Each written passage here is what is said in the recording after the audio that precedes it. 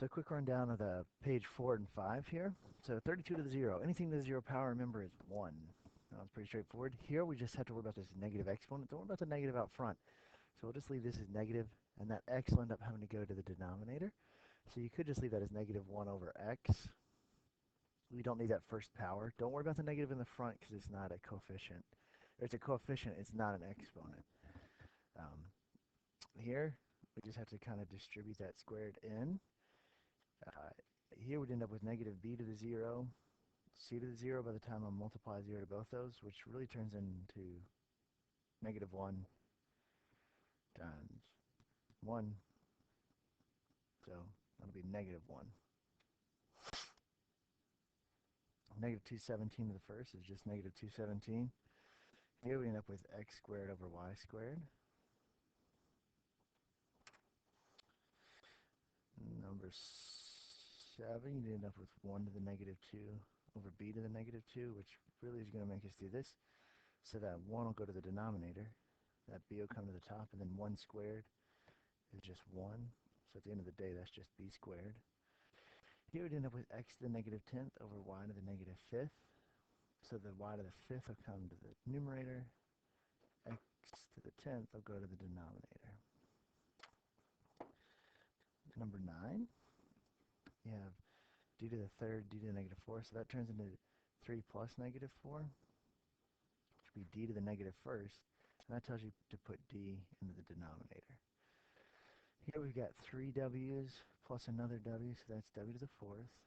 Here are 4 y's and minus 2 y's, which would leave us with 2 y's, and then 1z, another z, so z squared. No negatives left, which puts us right here.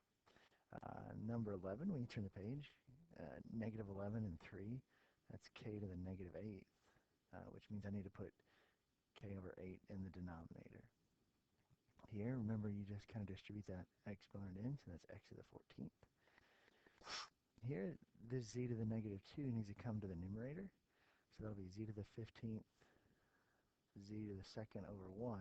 So now I can combine those z's. I have 17 z's over 1. I don't need that. Distribute that 4th power to all those pieces. So we got x to the 8th, y to the 4th, and then x to the negative 28th.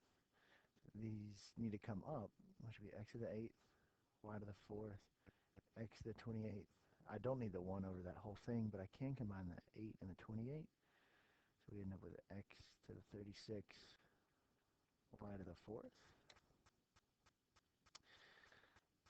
And a few more here. Now this is starting to get a little bit more interesting. So 15, there are 14 y's in the numerator, 9 in the denominator, which means if I expand this out, I'd be left with 5 y's in the numerator, 5 z's and 4 in the numerator, 4 in the denominator, which would leave me with 1 here. Everything cancels out of the bottom, which means I'm really left with 1. So at the end of the day, if I wanted to clean this up and make it look a little bit more appealing, that's what you should have at the very end, y to the 5th times z. Here we got to move this w to the 12th into the denominator.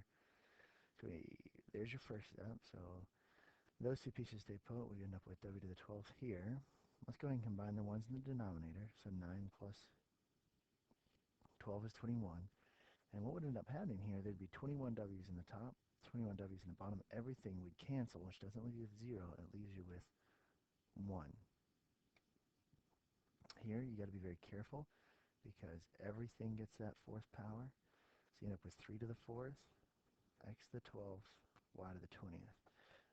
3 to the 4th, if you go to the calculator, if you realize that's 81, x to the 12th, y to the 20th.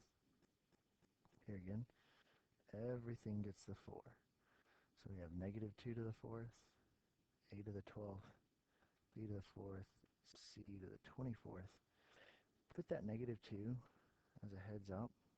Put it in parentheses when you do that in the calculator. And what you end up with should be 16. Right, so there's just put anytime you raise a number to a power, put it in parentheses so you be careful with negatives. So you end up with 16, a to the 12th, b to the 4th, c to the 24th.